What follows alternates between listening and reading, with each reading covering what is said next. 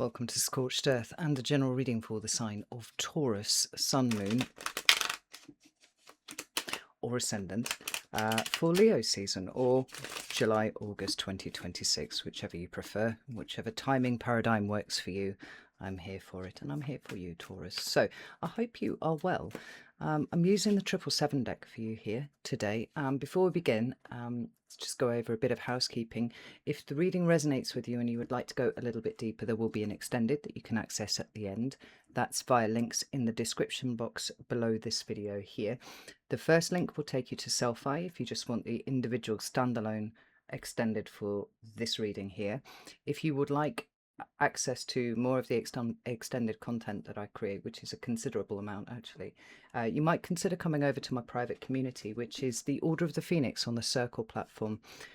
There you can get access to all of the extended content for all of the signs every month. There's also access to the weekly energies reading, which is anything from 45 minutes up, depending on how intense the energies are.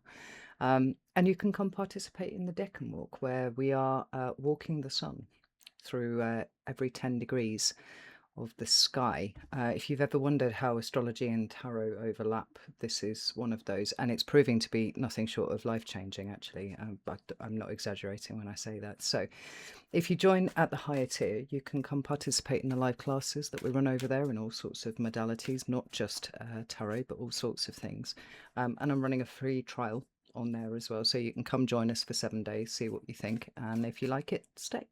Anyhow, with all of that out of the way, let's flip the camera around and just have a chat about what we're actually doing here today. We're going to start off with the most important question that you can ask yourself in 2026, which is simply, where am I right now?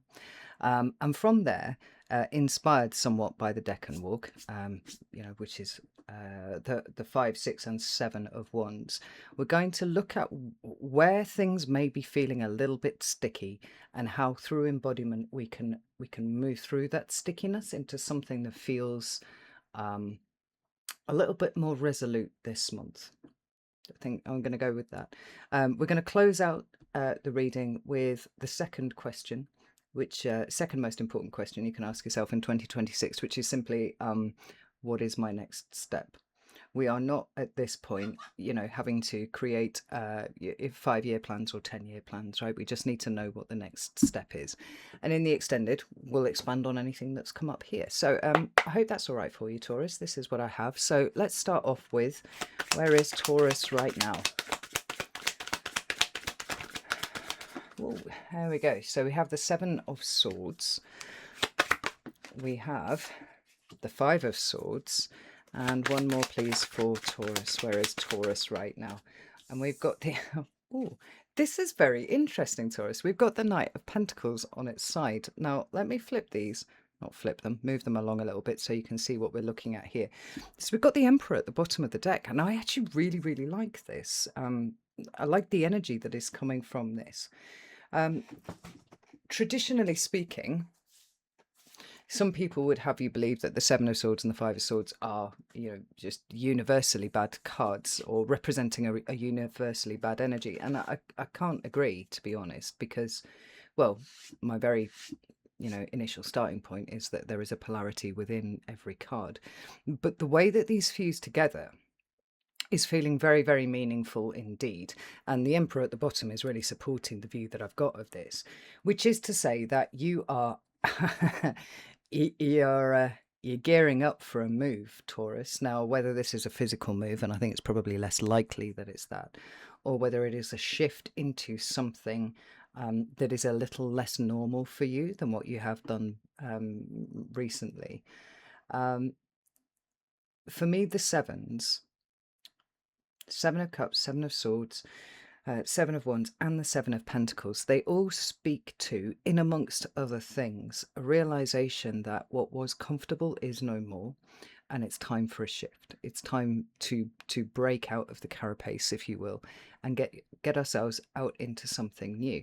Now, there are a couple of reasons why I think that, and it's not just because there's a 7 of Swords on the table, although that is a big one.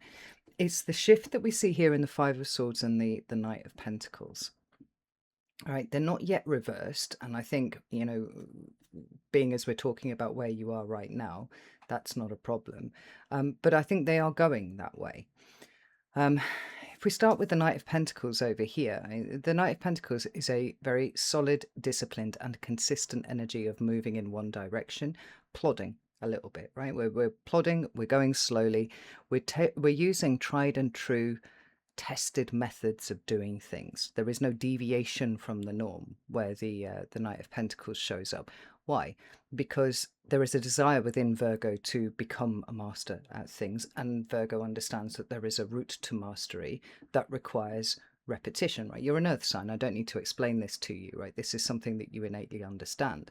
But notice here that the Knight of Pentacles is showing up on the side. And it's like, it gives us the impression that what has been tried, tested, and true was great for then, but it isn't necessarily great for now, moving forwards. And there is a departure from the tried, tested, and true methods. Something that feels a little bit more experimental than perhaps you might have been more accustomed to doing. Sorry, Taurus, I've got a really bad head today, and I don't know what's going on with it. I've tried all sorts of things to fix it, but it's throbbing quite hard.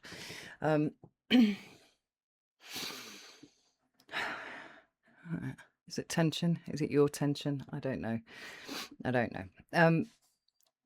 Departure from the path well traveled into one that feels more aligned with you, but also correspondingly is novel, because we don't really know where it's going. We don't really know what it's doing. And I think the card that's doing the biggest amount of heavy lifting here is actually the Five of Swords. Now, for me, the Five of Swords has always represented wonky thought patterns, right? We have the instability of 5, and then we have the suit of air represented by the swords, which governs things like not just intellect and logic and reason and all these kind of things. It also deals with communication, whether that is internally or externally expressed. So in terms of the things that we say to people, the things that we perhaps might speak into existence, but also the corresponding thought processes that are going on behind it. Now, if we track that back a little bit further, then we've got a particular worldview that finds its expression in the way that we communicate. And as I'm always pointing out to my students on Circle, the entire sword suit is underpinned by water. It's underpinned by emotion. It's not overtly stated anywhere, but the emotional stuff is what gives rise to almost like the structural container of the mind, in terms of how you see reality and how you think it functions. Now, for us to have this card showing up here, it feels to me like you've been in a process of reprogramming your mind for some time now, Taurus. And what the net result of that, and it's probably come through working on the emotional stuff, and then testing the veracity of the things that your emotions are telling you are true, and going, well, that's not actually true, that's probably trauma. It's led you to a place where you're like, well, and it's not just why not me, it's I've got one life and I don't want to live it the way that I have lived it up until now. It's not that there's any kind of regret with that. It's that there's space within you now to try something new, try something different.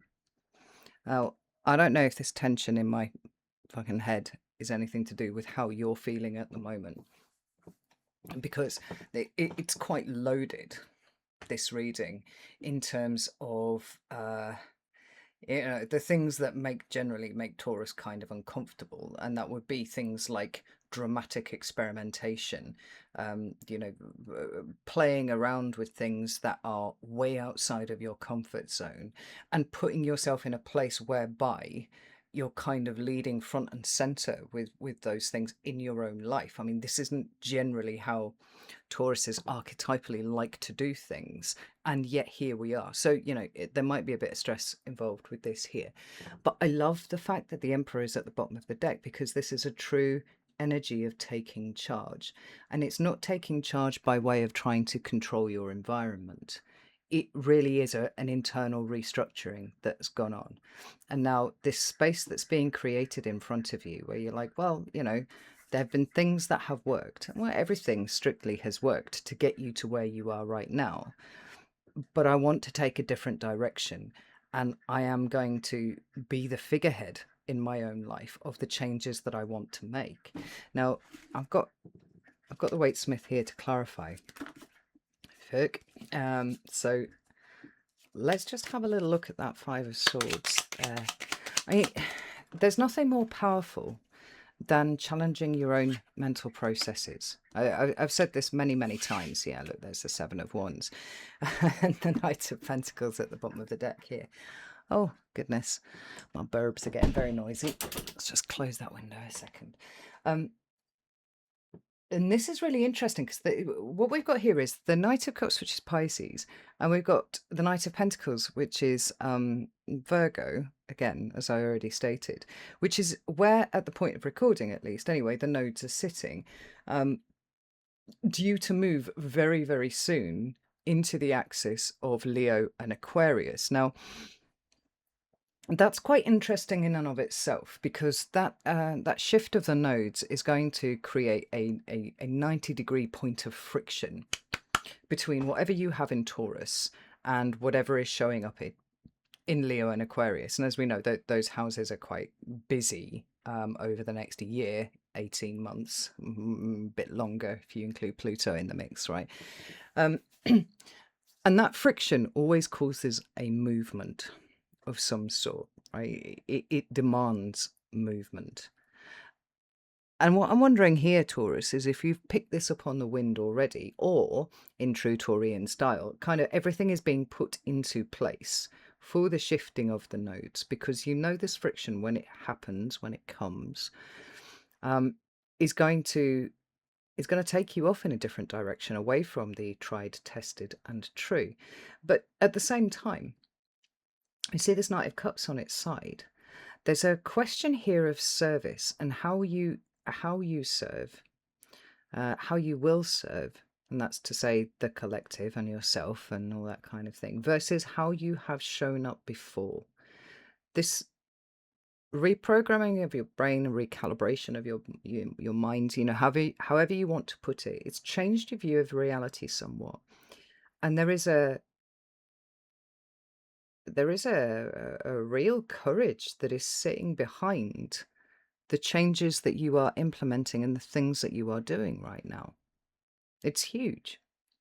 This Seven of Wands here is, yet another seven. It's yet another indication of somebody who has outgrown their circumstances and allowed themselves to even acknowledge that, let alone bear witness to it. Because I'm of the opinion that once you notice something, right, that in and of itself is a fundamental change. And I think a lot of things once seen can't be unseen. Although we do know that there are people who see stuff and then pretend that they didn't, right? Because they're happy living their tiny little life. And there's no judgment there on that. Right? Each to their own. But for a certain subset of people, and let's throw it in here, the teachers, the leaders, the guides, Taurus, once these things have been seen, they cannot be unseen. If one recognizes that one has outgrown whatever situation we may be in, then it's time to move to pastures new. More than that, as the bull, you are taking not only yourself, but also those who would follow you. The cows, one might say, right? So, I've said it before and I'll say it again, Taurus, like you don't get away without being a teacher, a leader, a guide. Like, it's kind of what you're built for. The interesting thing is that again, and I'm sure I spoke about this last month, you don't know where you're going with it. You really don't know where you're going. We don't have a 5-year plan. We don't have a 10-year plan. Nothing about this is the tried, tested, true way that Taurus likes to work. And yet you are still putting yourself out there.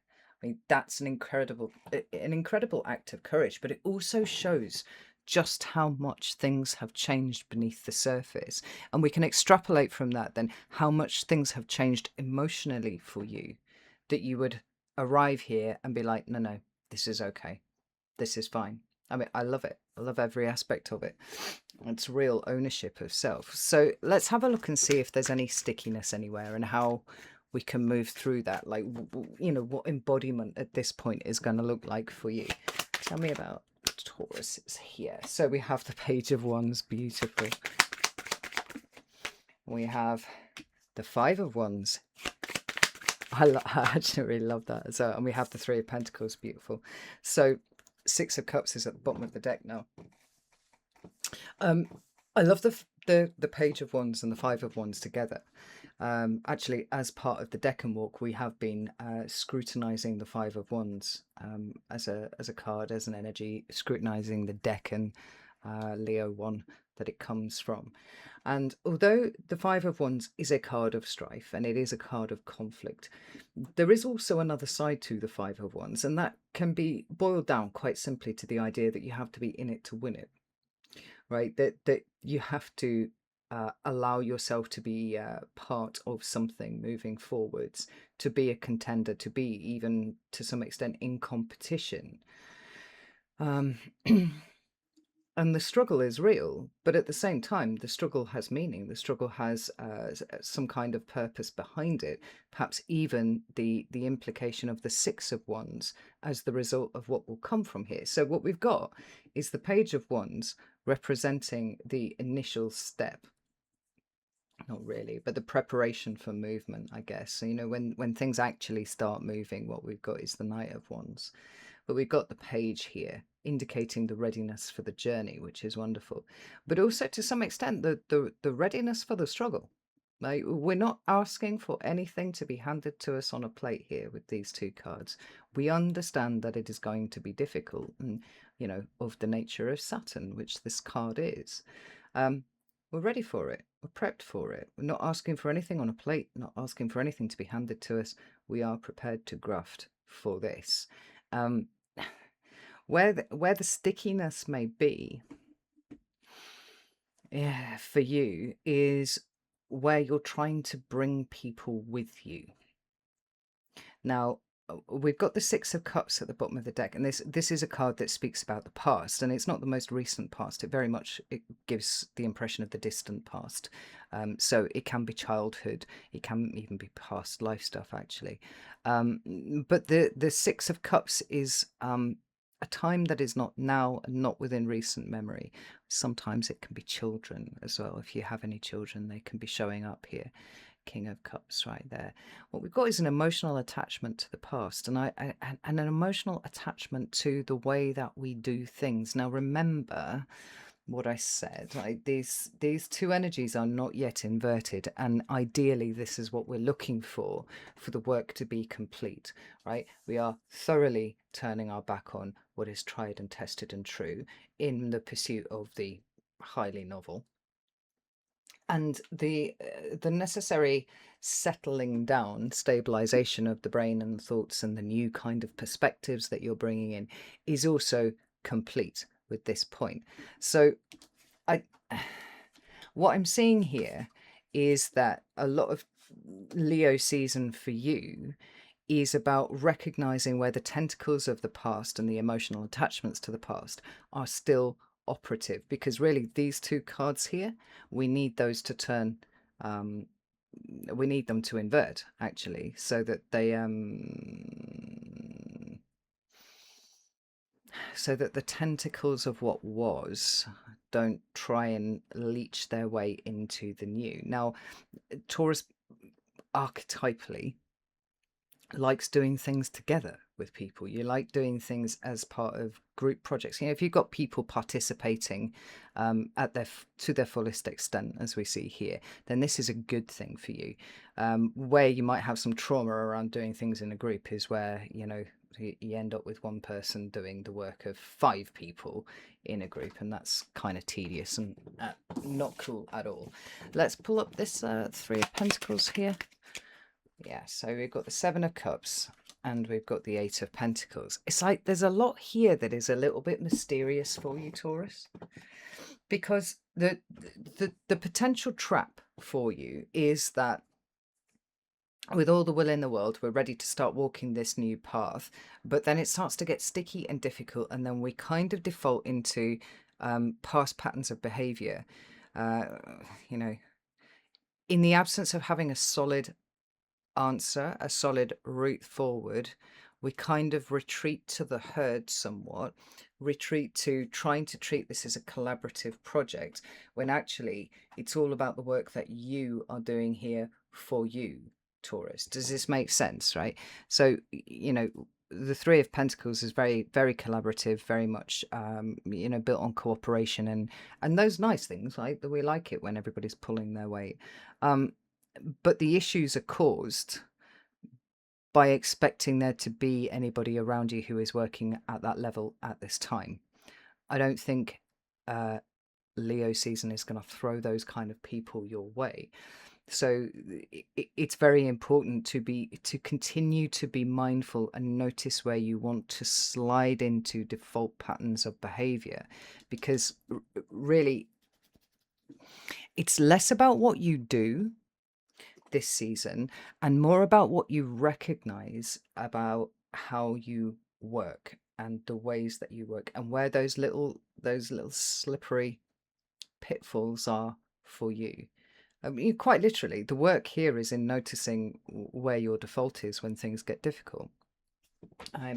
King of Swords is at the bottom of the deck, and we like that because it's about decision-making processes, and it's about actually being an authority in what you think. What do we have underneath here? But we have the devil underneath there. And I feel like there's the trap for you this month, Taurus. There's the potential pitfall. If you try and work in certainty, you will come a cropper, because there is no certainty. Why? Well, because this Leo Aquarius axis that is about to get very loud and very, very busy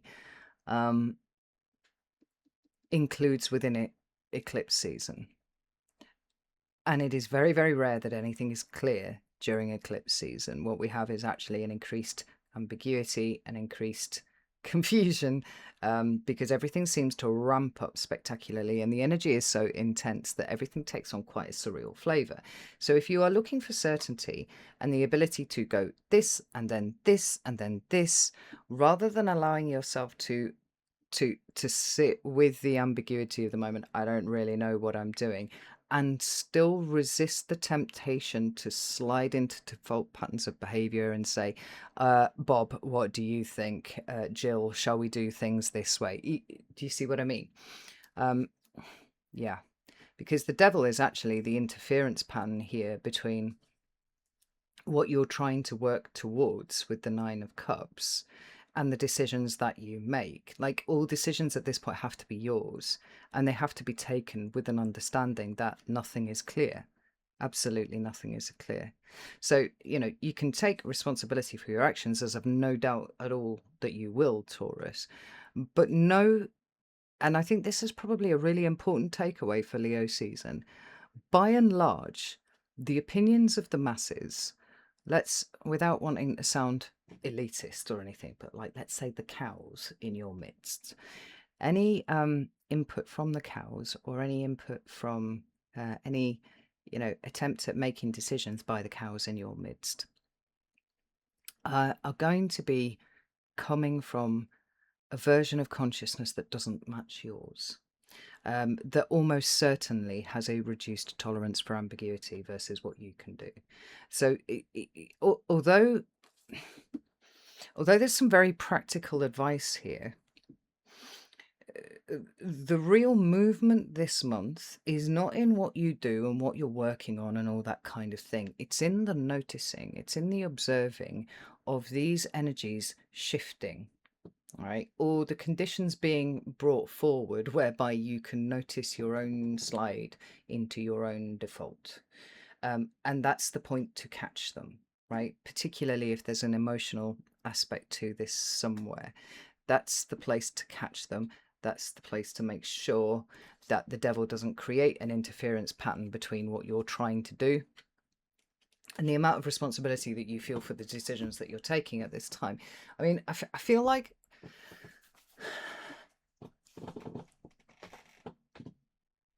if you can hold that ambiguity, if you can hold the idea in your head that not only are you not entirely sure what the next movement forward is, but nobody else has got a fucking clue either, and that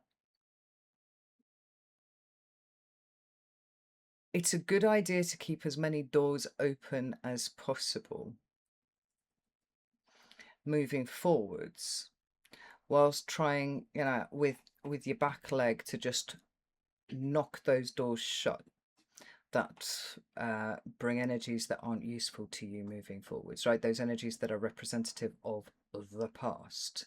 And that could be people, it could be circumstances, but it almost definitely, certainly will also include noticing the very, very subtle patterns that we're trying to get away from repeating, those defaults that I'm talking about, where you subjugate your decision-making process, you subjugate, in a not too dramatic, your own sovereignty by trying to use the protection of the herd, right? Because the protection of the herd isn't operating at the level that you're at, and you've got to be very, very wary about acting on recommendations or suggestions or input from people who are in that space versus where you are.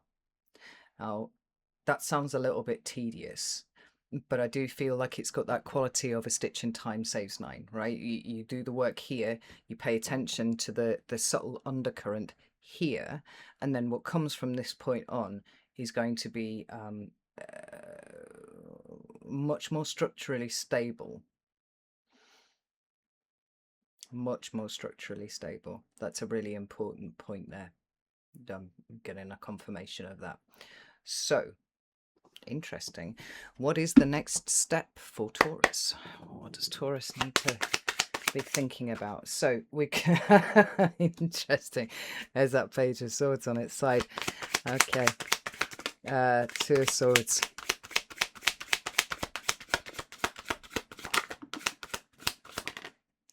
Well, okay. Right, well, we'll take that. So, Cherry, I would love this. This is magnificent to us, right? Okay, so notice we have the Page of Swords, we have the Two of Swords, we have the Seven of Wands, and the Nine of Pentacles together. Let's stick them out here, right? So, the reason that I cackled, the reason that I cackled when I saw the Page of Swords is because the Page of Swords is about gathering information. The Page of Swords is he's many things, but wonderfully he collects information for our perusal, right?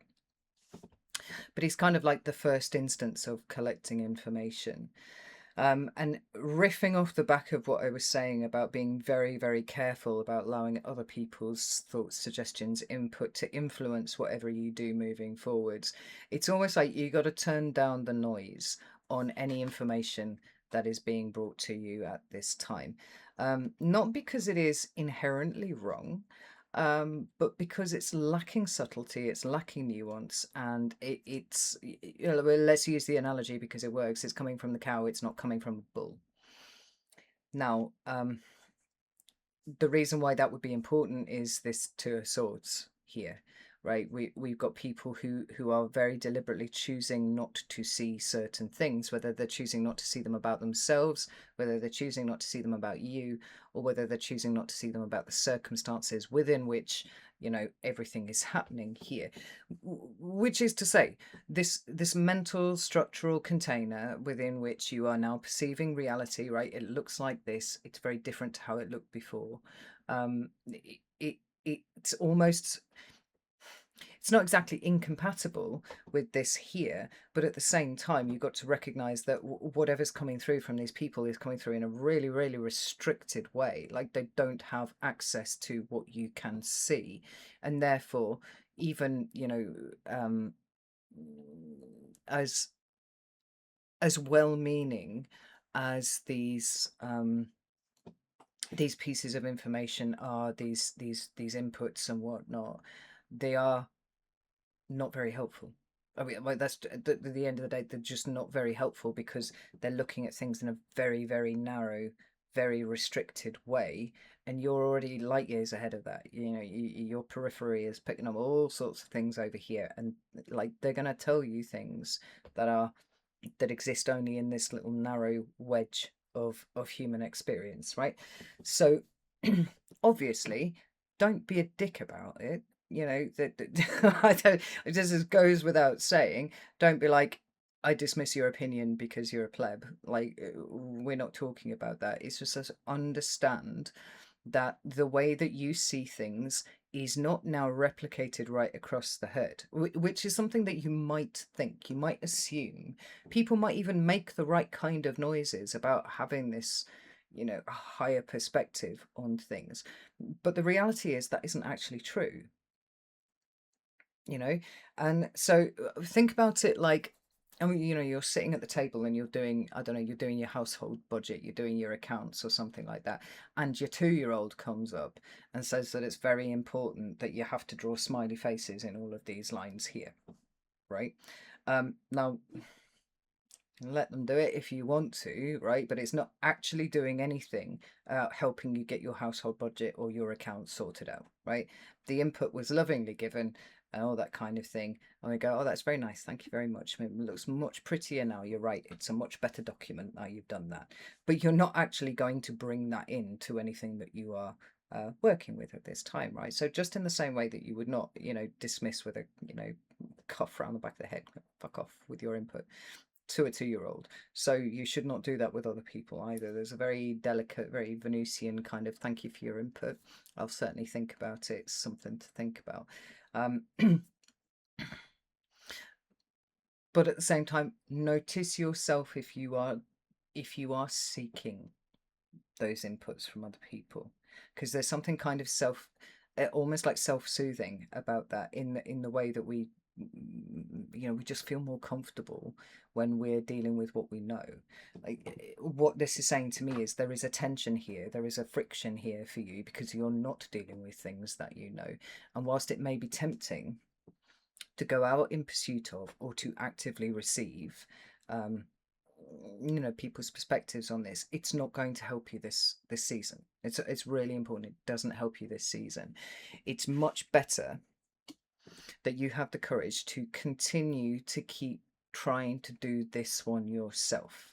The Nine of Pentacles is a card of independence and self-sufficiency. You know, we're trying not to let it range into psychopathic independence, as I was told I exhibited at one point in the past. We're not looking for that. We're just recognizing objectively that we don't really know where the fuck we're going, but we're kind of moving in a direction, and that's okay. But we're not trying to take everybody with us. We're not trying to wrap the herd around us like a safety blanket. That's not what this season is about. And it's asking you to have the courage to keep pushing here on what feels fundamentally uncomfortable. Notice your own emotional responses and emotional pulls, and then work with those, because I really do feel like that's where the essence of the really good stuff that's happening for you here this month, Taurus, is lying, is in that space right there. And by the time you come out of Leo season, I think that this is less awkward. There's less friction here on this one because you've put the effort in and you've done it. Well, it's also recognizing where there are little leaks in terms of what you have been doing for yourself. Do you see what I mean?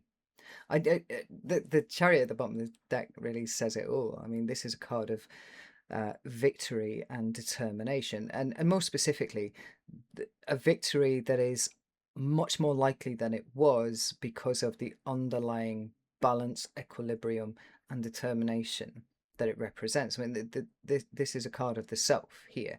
It's about balancing one's own internal polarities, one's own internal forces, and harnessing those. And in doing that, this is how we become successful.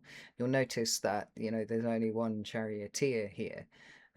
This, for me, this trifecta of characters here, the two horses and the charioteer, actually is a card of shadow work. And although it's not necessarily shadow work per se that we're talking about here, we're noticing where there is the correlation between levels of discomfort and how likely there is an increase in our predisposition toward a certain default kind of behavior.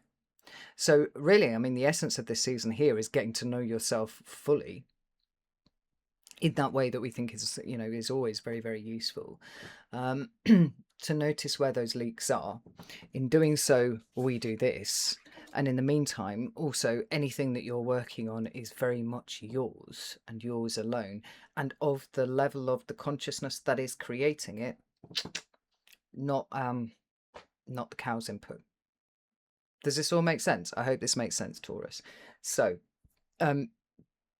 we have come to the end. This is the time to go to the extended, and I'm going to go do that in a second. If you would like to join me over there, you're very, very welcome to do so. You can do that on Selfie, you can do that on Circle. Like I said at the beginning, links are in the description box for both. Yeah, I think that's everything that I have to say. This is really good. This is some high-level work in Taurus, and that's what I really, really like about this. You know, we're not excavating and having to dig up all sorts of trauma and sit with it and kind of things like that. Like, you're way past that point now. Now we're at the point of, right, how do I work out where the gaps are, the leaks are? I have the tools to do it. I'm going to push my fingers into all of those. get something to, you know, dam that up.